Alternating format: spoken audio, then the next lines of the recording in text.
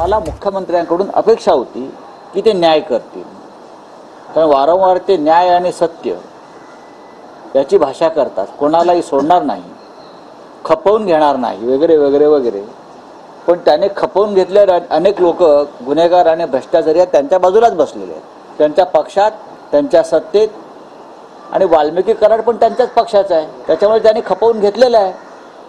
आणि जे लहान मासे आहेत ते कापलेले आहेत, मोठा मासा जाळ्याबाहेर ठेवलाय, तो आता येईल 15-1 दिवसात बाहेर येईल. साधा खंडणीचा गुन्हा आहे त्याच्यावर टाकलेला. बाकी काय, बीडचे आमदार, त्या भागातले आमदार सुरेश धस हे भारतीय जनता पक्षाचेच आहेत. संदीप क्षीरसागर हे राष्ट्रवादी काँग्रेस पक्षाचे. असे अनेक सर्व पक्षाचे लोक भले विरोधात असतील, पण तुमच्याही पक्षाचे लोक आक्रोश करतायत. तरीही जर या राज्याचे मुख्यमंत्री ऐकत नसतील, समजून घेत नसतील, याचा अर्थ असा आहे की तुम्हाला मुख्य माफियांना वाचवायचं आहे आणि तुम्ही फक्त हे ढोंग करत्या कारवाईचे.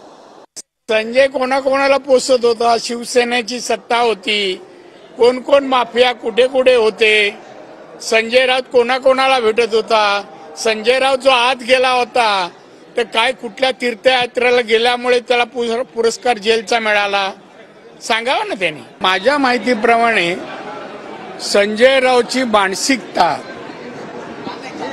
आता चांगली नाहीये, डिप्रेशन मध्ये सध्या संजय राऊत आहेत. त्यांच्या बोलण्याकडे लक्ष मी तर देत नाही, आपणही देऊ नका. पढ़ते रहिए fight against criminal daily newspaper.